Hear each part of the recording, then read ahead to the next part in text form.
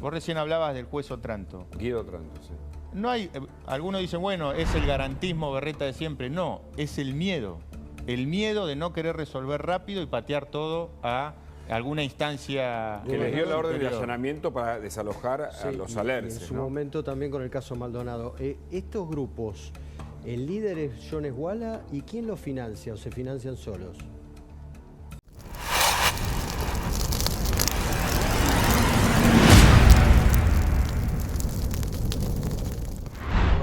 Nacho Torres, el gobernador de Chubut, con información que nos va a aportar, porque decíamos que hay incendios allí en su provincia.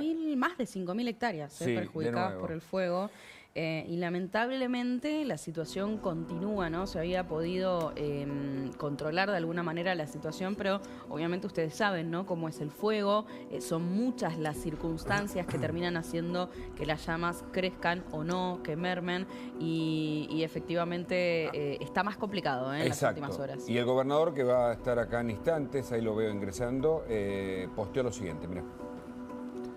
En el día de hoy volvieron a iniciarse de forma intencional varios focos de incendio en distintos campos cercanos a la ciudad de Esquel. Gracias a la rápida intervención de los bomberos y al accionar de la policía de Chubut, pudimos controlar el fuego e identificar al principal responsable detrás de estos hechos. Como dijimos, desde el primer momento no nos vamos a dejar intimidar por un grupo de inadaptados que se amparan en falsas banderas para usurpar tierras y prender fuego a los bosques de nuestra cordillera. La decisión política es clara: tolerancia cero con este tipo de delitos y cárcel inmediata para todos los responsables. Claro, ya se había denunciado ante la justicia, sí, por un lado, usurpaciones, vandalismo en toda esa zona.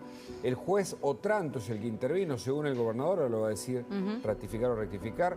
Hay cierta demora en la justicia para tomar decisiones que ellos necesitan con las fuerzas federales. Y no solo usurpaciones, sino también, y esto es lo que ha denunciado el gobernador Ignacio Torres, que enseguida se suma con nosotros, es accionar en consecuencia, ¿no?, a esa decisión judicial que lamentablemente ahora tiene como víctima a nuestros bosques, ¿no? Que estábamos viendo allí esas imágenes. Ya está con nosotros el gobernador de la provincia de Chubut, Ignacio Torres, a quien le damos la bienvenida. Hola, ¿cómo estás? Buenas Bienvenido, noches. ¿cómo estás? ¿Pseudo mapuches son los que prenden fuego?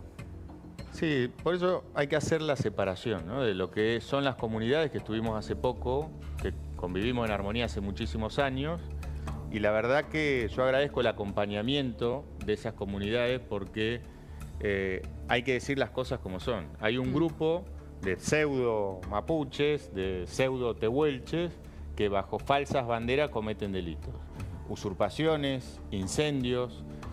Hoy se dio una serie de focos en paralelo, donde uno que se intervino rápidamente se pudo dar con la persona que está actualmente internada en el hospital de Esquel, producto de que se comprometió la respiración por el humo, pero ya sabemos que es parte de los grupos que avalaban justamente la violencia de la resistencia ancestral. La resistencia ancestral mapuche, para que se sepa, son unos chantas, no son parte de alguna comunidad mapuche tehuelche. Muchos son del conurbano, son de Balvanera, de Flores. Habías comentado que tenían número de 011, digamos, característica de Buenos Aires, ni siquiera... Cuando se dio el incendio del lago Puelo, ¿se acuerdan? Hace algunos años, las tomas que se dieron en ese momento, donde hay familias que perdieron absolutamente todo y no recuperaron nada, la gran mayoría venían del conurbano bonaerense.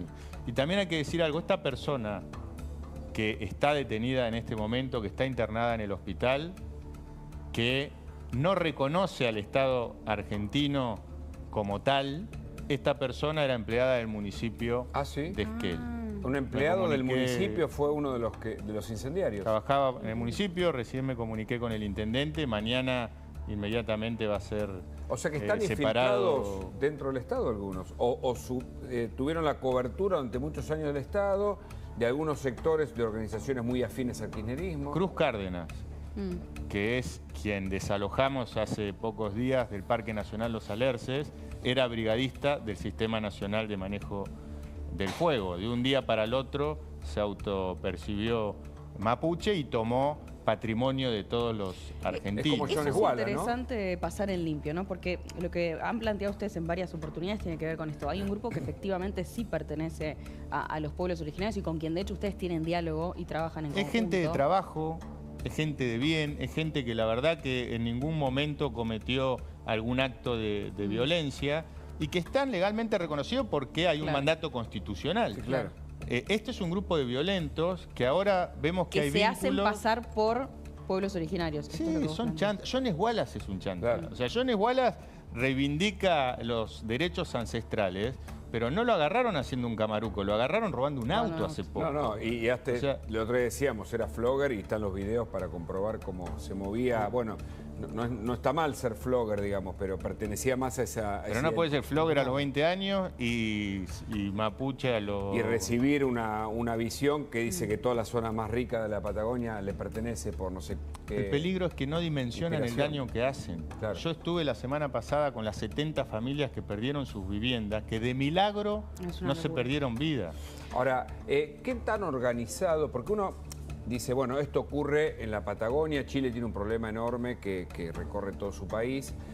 ¿Qué tan fogoneado está por la oposición, en este caso al gobierno, y por grupos afines que quieren el caos? ¿O lo ven ustedes como algo O de aislado? dónde se tracciona, ¿no? Porque explicabas que, por ejemplo, había todo un grupo que provenía de la provincia de Buenos Aires. ¿Esto está traccionado y organizado por algún sector? ¿Tienen indicios? Muchos que tomaron tierras en Pueblo eran beneficiarios de planes sociales con el gobierno anterior. Cuando me tocó hacer la denuncia, yo era diputado en ese momento, la respuesta, que incluso fue una respuesta a un pedido de informe en el Congreso, fue que no era un delito, no había un dilema legal, sino que era un problema de hábitat, era un tema habitacional. Esto dicho por el Ministerio de Seguridad del gobierno de Alberto Fernández. Había una cuestión de ideologizar absolutamente todo. El tema es que no estamos hablando solamente de un delito, estamos hablando de una cuestión de soberanía. Las relaciones con Chile. En Chile hubo una escalada de violencia exponencial que no puede pasar eso en Argentina. Claro. Hace 48 horas, un grupo ligado a la RAM de Chile, en una radio chilena, se adjudicaron el atentado a la estancia Amancay, donde hubieron bombas Molotov, donde hicieron un destrozo muy importante. Por eso, insisto que no hay que relativizar. Por eso pregunto qué tan grave, o sea, qué tan organizado está este grupo, si está aislado del resto de otros grupos que andan por ahí siempre atentos al caos, incluso en Buenos Aires, por supuesto, en el conurbano especialmente, o si, digamos, o forman parte de una organización o están aislados ahí. Por lo que ustedes investigan, digo, gobernador. Yo creo que hoy, si vamos a fondo, si trabajamos en conjunto interjurisdiccional, o sea, con Nación, la provincia y los municipios, podemos ganar esta batalla. Pero hay que darla a fondo. ¿Dónde está el cuello de botella que tenemos? Lamentablemente, en los tiempos de la justicia federal. Vos recién hablabas del juez Otranto. Guido Otranto, sí. No hay, algunos dicen, bueno, es el garantismo berreta de siempre. No, es el miedo. El miedo de no querer resolver rápido y patear todo a alguna instancia Que les dio la orden de superior. allanamiento para desalojar a los y alerces, en su ¿no? momento también con el caso Maldonado. Estos grupos, ¿el líder es John Esguala y quién los financia o se financian solos? Mira, la verdad que tienen acompañamiento de distintos grupos. En su momento, como te decía, había muchos que tenían cargos públicos en el Estado. Bueno, había una o tenían dependencia que estaban del acceso otro lado a del mostrador. desarrollo Bueno. social. Pero mirá la incoherencia de no reconocer al Estado argentino como tal, como soberano, pero utilizar... Facturar del Estado. Recibir algo, claro. eh, Ahora, cuando vos planteabas que evidentemente esto ya se sabe que efectivamente fueron intencionales, se ha encontrado evidencia y también se sabe hacia dónde apuntar, ¿no? ¿Qué evidencia se encontró hasta el momento, digo, cuando fueron justamente apagándose algunos fuegos, ¿no? Lamentablemente siguen ardiendo, pero... En los primeros se encontró el modus operandi, que es muy sencillo, muy precario, pero muy eficaz, que es básicamente papel higiénico con combustible y una vela que les da tiempo a irse en lugares de muy difícil acceso y días que se sabe que va a haber fuertes ráfagas de viento para que crezca rápidamente el fuego. Esto fue en los primeros que se dieron el año pasado en el Parque Nacional Los Alerces. Y en estos últimos de Puyén y Estancia Mancay, la Estancia Mancay directamente estaban las bombas Molotov, o sea que Claro, más evidencia sí, de no, esa está. no hay. Y en Epuyén también había material acelerante que básicamente es combustible. Quiero que hablemos del tema de retenciones, porque usted es uno de los gobernadores más importantes de la Patagonia, que es un sector claramente agropecuario. Hay un posteo ahí que vamos a ver, que es 0%. Eliminamos ingresos brutos, impuesto inmobiliario rural y la ridícula tasa del zorro para acompañar al sector productivo ganadero. Ahí desde el gobierno de Chubut enviamos a la legislatura un proyecto de ley de emergencia que exime de ingresos brutos e impuesto inmobiliario, sector productivo ganadero, etcétera, etcétera. Y la tasa del zorro. ¿Qué es la tasa del zorro? La tasa del zorro es uno de los tantos impuestos que existen, que son coyunturales para determinar. Esto era para el manejo justamente del zorro en los campos. Que no tenía ya es depredador, obsoleta. en realidad. Sí, que ya es obsoleta. O sea, no tiene razón de ser. Nosotros hicimos un relevamiento de estas tasas para ir eliminándolas. Y justamente con la decisión de acompañar a un sector muy golpeado, no solamente por el atraso cambiario o variables que tienen que ver con los precios de mercado, sino porque hubo dos situaciones climáticas muy fuertes el año pasado con una baja en el stock ovino muy importante. Chubut tiene el primer stock ovino de la Argentina. ¿Ah, sí? Y además de la cuestión productiva, también hay una cuestión geopolítica.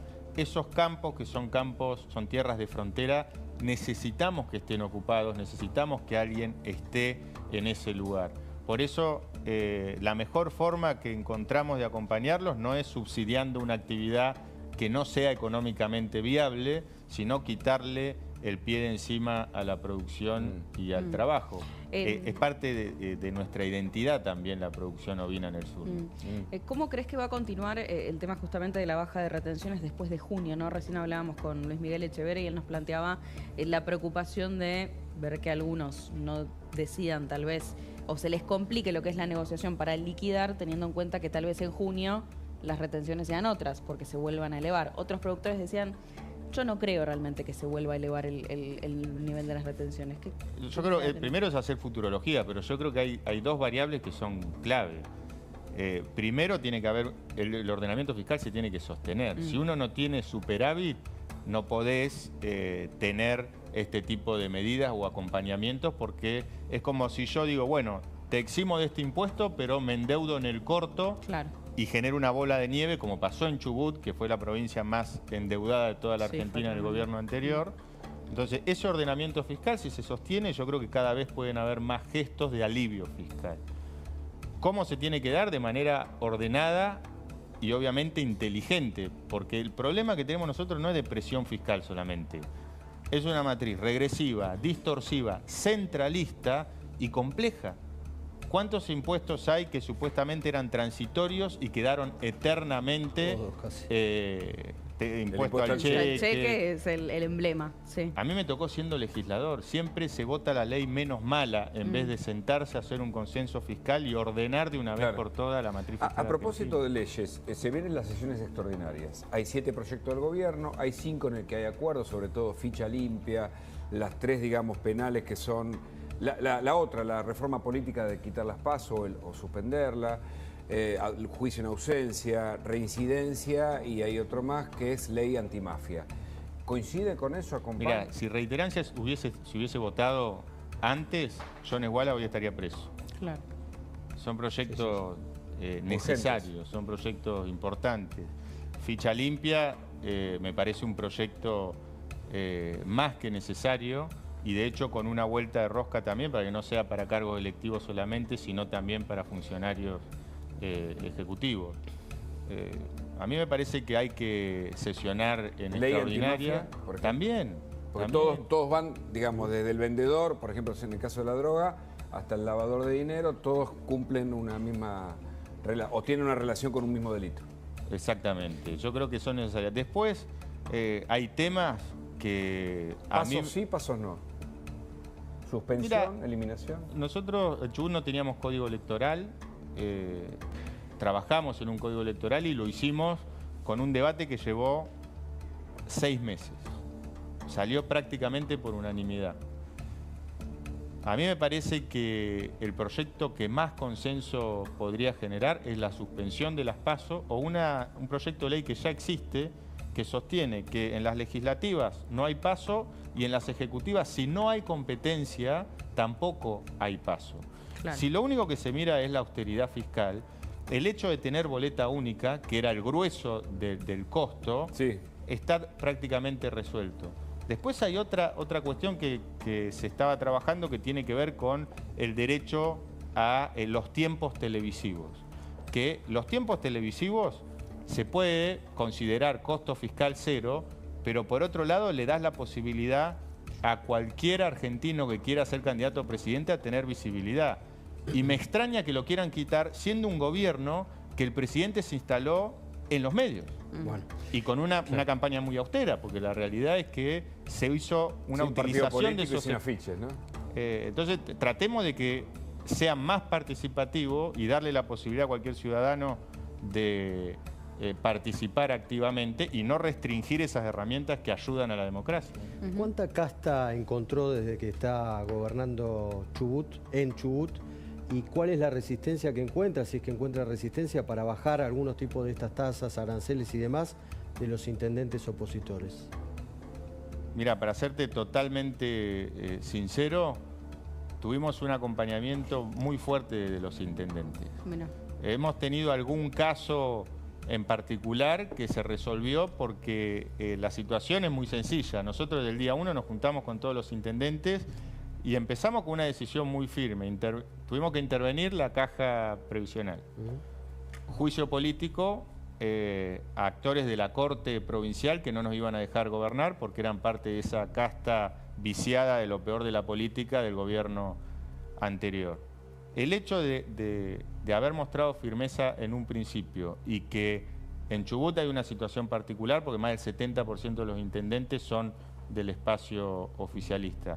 El resto, cuando planteamos un acuerdo fiscal, un consenso fiscal para una baja progresiva de ingresos brutos, todos, absolutamente todos, Claro. lo Aceptaron. aceptaron. Ninguno quiso quedar afuera de la posibilidad de un ordenamiento fiscal. ¿no? Terminamos enero, empieza febrero, comienzan las clases y ese es uno de los temas del futuro de la Argentina y la Patagonia es clave en esto. Y queremos hablar de los días de clase. Aparece ahí un gráfico, días de clases en Chubut. En el 2019, en el 2020, de 53 a 5 en el 20, a 80 en el 21, a 100 en el 22, 120 en el 23, 180 en el 24 y prevén 122 días de clase. ¿Cómo es esto?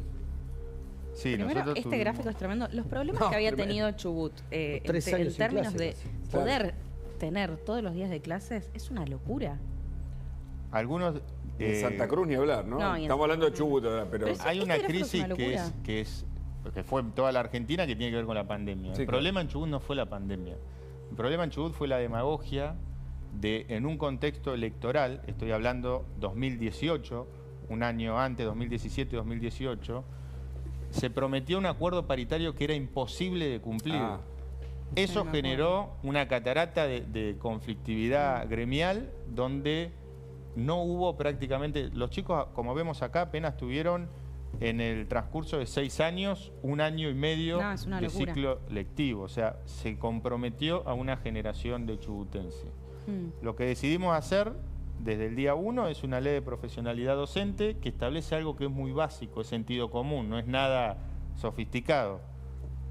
El docente que se capacita cobra un plus. El docente que va a trabajar y tiene presencialidad perfecta cobra el 15% más sobre el básico. Pero el docente que no va a trabajar no cobra. Claro. Es como en cualquier trabajo y la verdad que Correcto. tuvimos prácticamente 0 días de paro. Ahora, en como este- gobernador en este escenario nacional y en un año político, opinión sobre la interna, ahora parece que se hizo más dura entre Milei y Macri, ¿no? Por el tema PASO especialmente. Mira, yo estuve con Mauricio Macri hace Sí. poco y yo creo que lo que hay que hacer es primero desdramatizar la posibilidad de no llegar a un acuerdo. Ajá. ¿Por qué digo esto?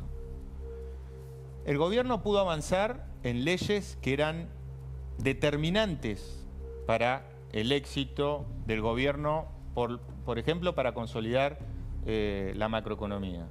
El acompañamiento estuvo, sin ser parte del mismo gobierno.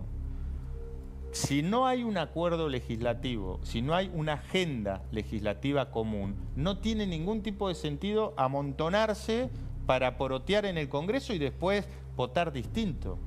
Cuando el presidente Milei dice o vamos juntos o no vamos juntos, yo estoy totalmente de acuerdo, porque es coherencia. O sea, juntos en todos lados o separados en todos lados. Sí, a mí en lo personal, yo no coincido con todo en el gobierno. Yo me he peleado muy fuerte cuando se comprometieron los intereses de mi provincia y acompañé también y abracé modificaciones muy importantes en la ley bases.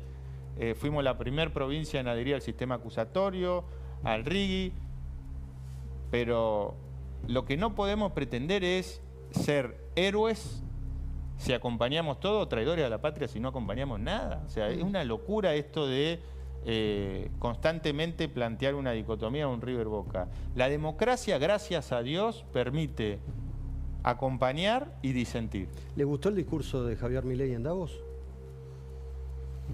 Yo creo que es parte de una batalla cultural que él lo dijo desde el día 1 y no tiene por qué sorprender. Vos me preguntás a mí, ¿es prioritario para la Argentina?